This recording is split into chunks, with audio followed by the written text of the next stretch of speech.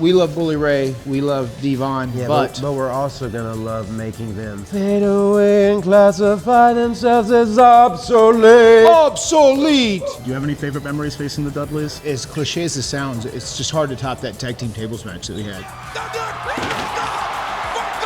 TNA, they've really put us in a position to succeed. Evolving alongside TNA and just hopefully getting new eyes on all this amazing talent, especially Leon Slater's the future of pro wrestling. He's incredible. You both have done some, amazingly wild things, very creative in your career. Is there anything that the Hardy Boys ever wanted to do that would have been cool for you guys, but didn't get approved if fans never got to see it?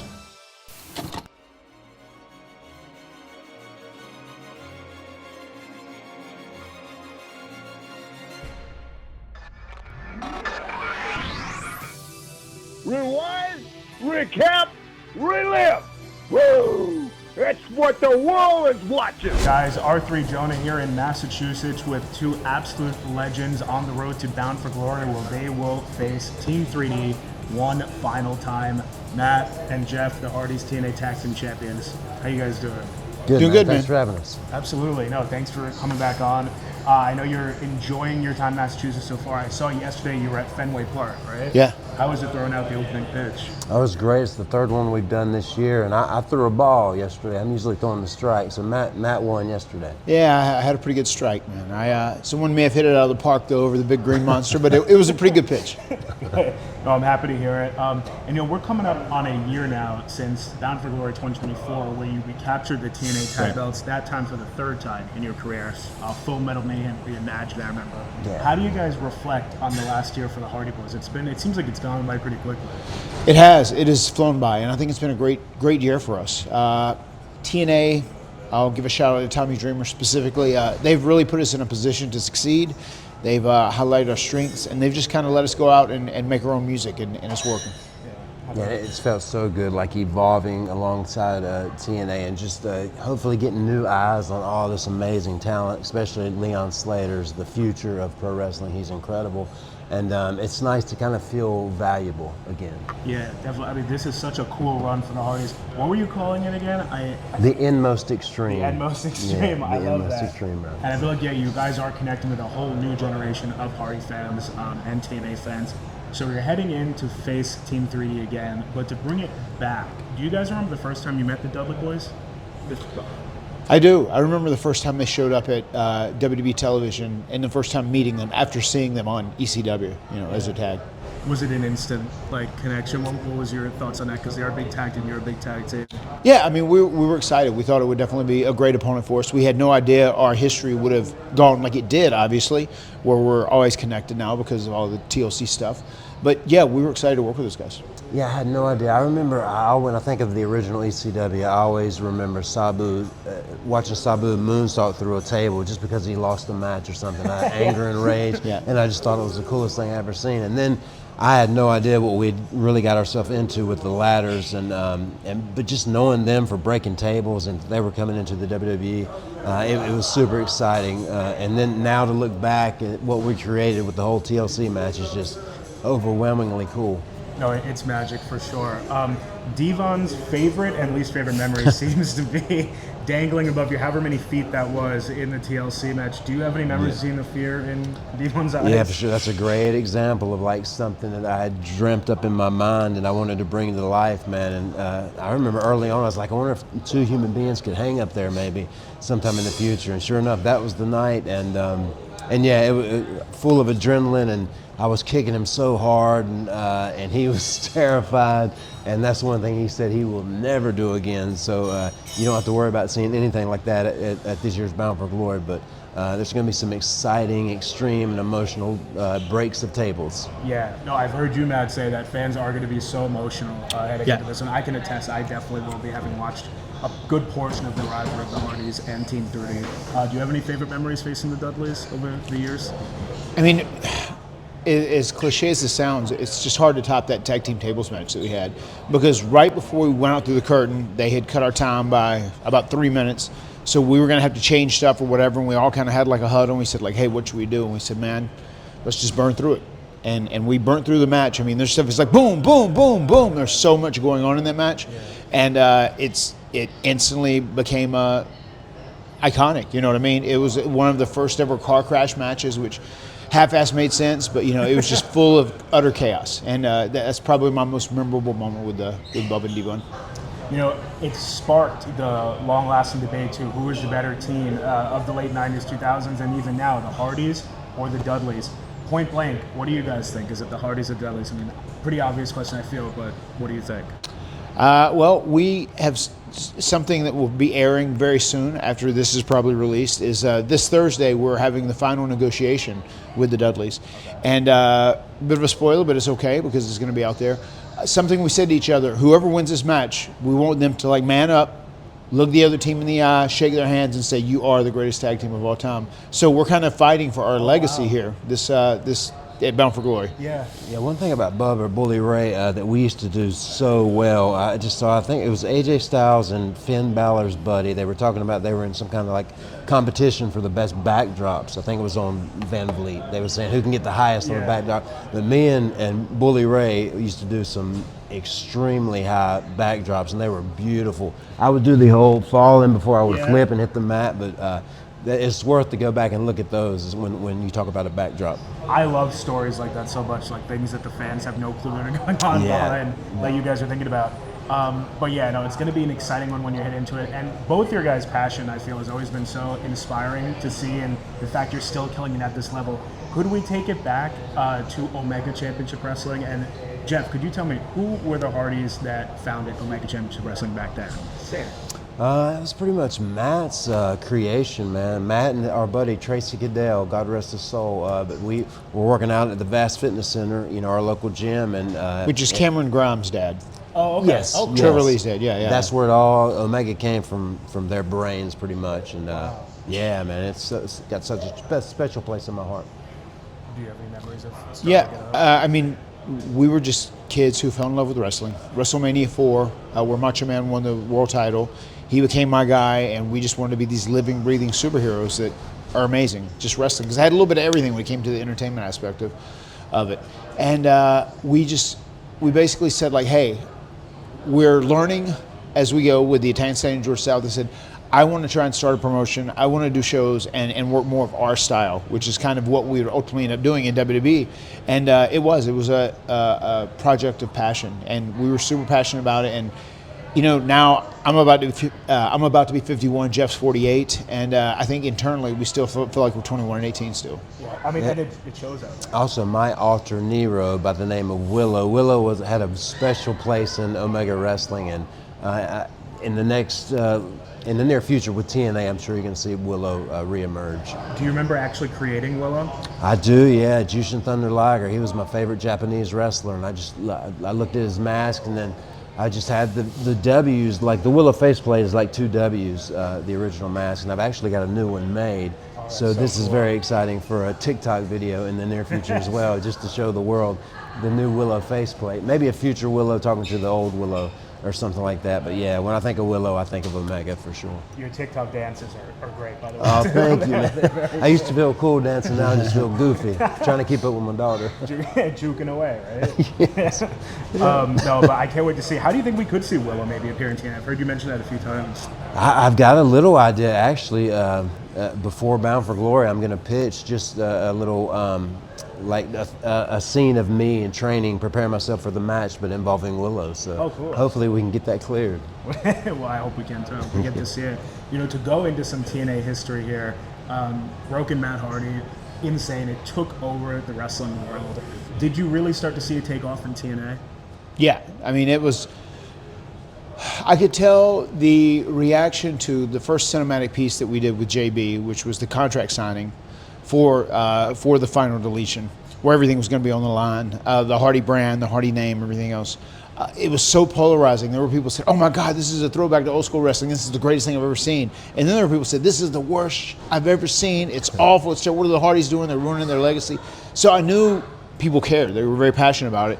And then once the final deletion happened, there were some people like, "Oh my God, this is amazing." There's some people that thought it was terrible. But then later said, "Oh wait, I'm getting it now. I'm understanding what's going on." And that changed everything. And then people were sending gifs or memes of broken Matt, texting and stuff. I mean, it became like a regular thing, which is wild. No, it really did. I mean, and you're right, like polarizing, but then I feel started this movement to what we see now, like so much more artistic things being brought into wrestling, Right. like cinematic matches, everything. I heard you on the Extreme Life Matt Hardy podcast. You were talking about some of the pieces that made Broken Matt so iconic, like how you'd fluff out your hair and everything like Right. that. But where did Delete actually come from? Delete started whenever we were doing the final deletion, and I wanted something to yell at Jeff to not say die or murder or whatever whenever I was shooting the fireworks at him. Yeah. And then I was just like, oh, delete is a trendy word, and I'm going delete, and then a couple people picked up on that and said, oh, that was so cool. And I said, oh, what if I even did it as a sign too? And I swiped just like when you delete something, an email or whatever. And that's kind of how it came to be. That's amazing. And it's so cool because everyone can do it. I've seen you guys kind of talk about how important those taunts are that, fans can do and emulate. Yeah. I think both of you do. It's like delete, yes, right? Yeah, I do it at my music shows I've sometimes. seen- yeah. I think it's it might be yeet, delete, yes, we believe in Joe Hendry. Amazing. Woo! Suck it! Yeah!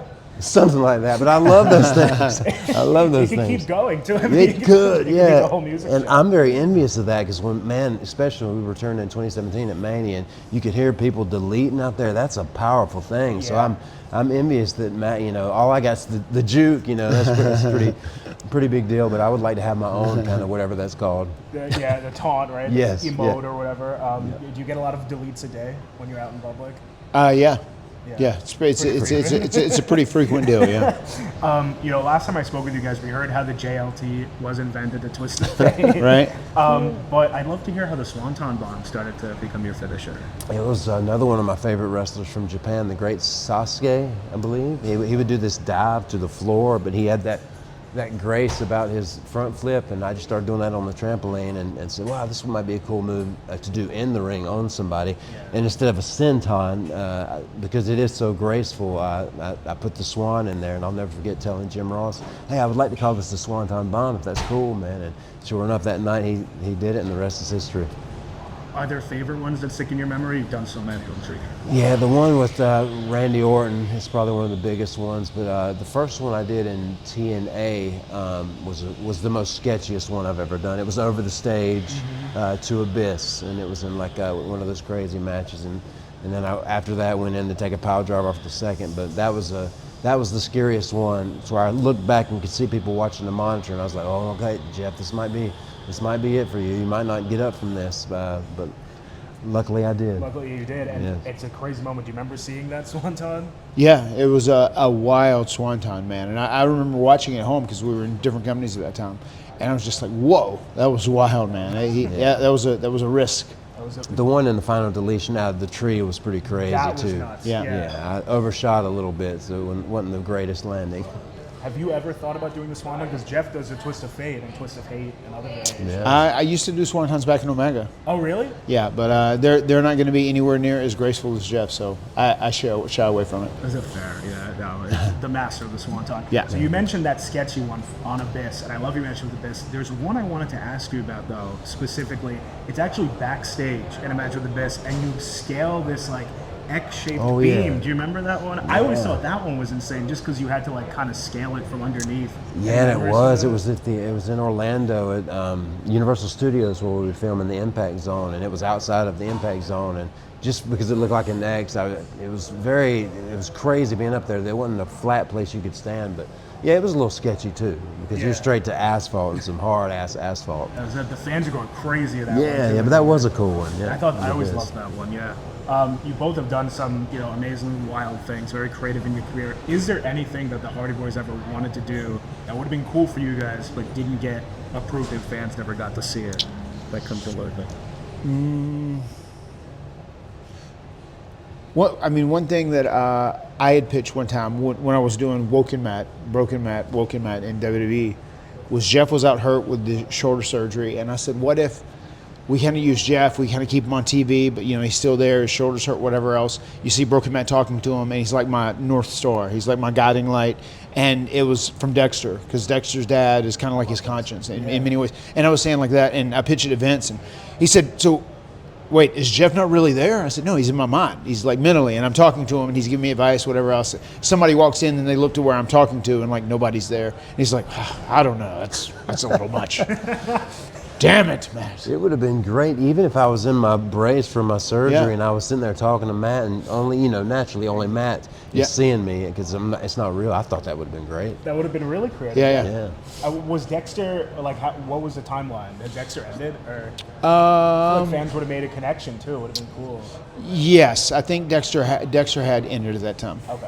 All right. Yeah, because that would have been just like how he was talking to his dad in the, Yeah, in yeah. the show, right? It's like his conscience. I don't know if great. you watched the new Dexter. Oh but my God, I loved it. it's good. Resurrection? Yeah, it's great. Resurrection, and now I think Dexter is for Harrison, right? Like he's that North Star. Yeah, for sure, for sure. Oh, very cool. I'll go ahead and say that the one thing that I never got to do, and I did pitch it like a long time ago, and it'll probably never happen, so I'll go ahead and say it, but it's the finish to a ladder match or a TLC match or whatever, but it would be a wooden ladder, and it would be hooked up with a lot of lighter fluid or whatever, but as you're going up to get the title, somebody lights it on fire, and it just fires up, and that would be the reason you don't get the title, or you get it and you fall, so that's still up here and in here, so That it is most likely amazing. will never happen, but who knows? Well, you man? never know because I heard you guys say the Fear Factor lab. Right. Yeah. Right, that took a while to get approved eventually. You're right. So yeah, it might be possible in the future. One thing I want to talk to you about, Matt, because you made a post about this. It's taking the TNA fan base and wrestling world by storm right now. Is the whole roster is not happy that Trick Williams is world champion, and rightfully so. So I'd like to ask you here, how do you feel that Trick Williams held the TNA world title? Yeah, I mean, he is trying to take credit for the resurgence of TNA, where in essence it was guys like, Nick Nemeth once he came over and he was the champion for a while, guys like Joe Henry who went viral and helped TNA so much, guys like myself and Jeff, and it's really been a great collective group effort in making TNA as high as it is. But Trick trying to take credit for that and saying that he's carrying us, and everybody got upset when he was now defending the TNA title against an NXT talent as opposed to a TNA talent. We just feel like that's a TNA title. There needs to be a TNA member, somebody from TNA in that match. Absolutely. Jeff, I don't believe you made a post about it, so how do you feel? I didn't. I was about to post about it, but I figured it might have been something that was inappropriate or whatever, or too angry, maybe too angry, because it is upsetting for sure to see that. And so yeah, I decided not to.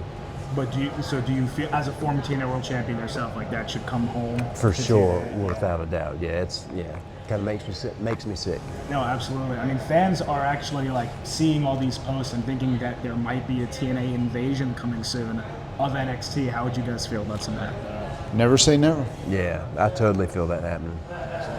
Well, before we start to wind it down, both of you guys are really the king of reinventing yourself. I've said that before. So I wanted to try to do something fun and see if each of you could rank the other person's personas that they've been from favorite to the bottom there. So Matt, for Jeff has had Willow, Charismatic Enigma, Brother Nero, and the Antichrist of pro wrestling. Where do you rank those in your lives? So Jeff. I would say number one is the Charismatic Enigma. I'd say number two is Brother Nero. Number three, Willow, and number four, Antichrist. Hey, thank you. That sounds good. On par, yeah. And I mean, Matt's had some amazing personas. So you have Big Money Matt, version 1, Broken/Woken Matt, and then Slap a Tornado Matt, which you all Oh wow! Naturally, I got to go. Number one's Broken Matt. I remember when it was really flowing. I was like, man, if this was back in the Attitude Era, this would be such a hit with The Rock and Steve Austin. But then I guess what was the Matt version 1 Matt? I would say number 2, Big Money Matt 3, and what was the other one? The Slap a Tornado. And the Slap a Tornado Matt. Number 4. Is that how's that There you sound? go. Sounds good. Yeah, I love that. I love that. I mean, and through everything, you guys have built an incredible legacy. Does Hall of Fame enter either of your minds at this point, or are you just having fun in your career right now?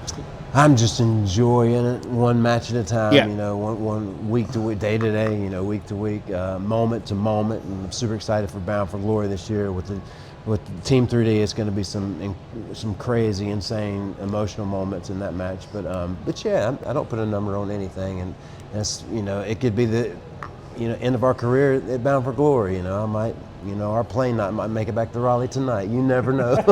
But so I'm just, it's just moment to moment for me. Yeah, we're very much present in every day and every moment. So we're just taking it a day at a time. And as long as we feel good, we're going to keep rocking and rolling. Absolutely. And everyone loves to see it. Guys, thank you so much. Like I said, Bound for Glory, October 12th, Massachusetts. Don't miss it. Any final words for Team 3D heading into the big match?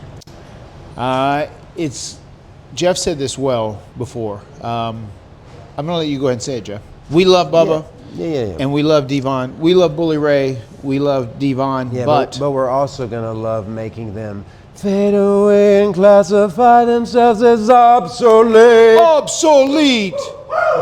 Bound for Glory is going to be the final deletion of the Dudleys.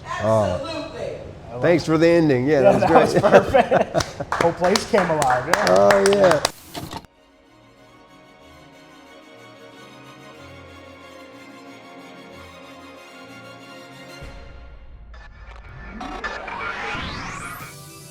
Rewind, recap, relive.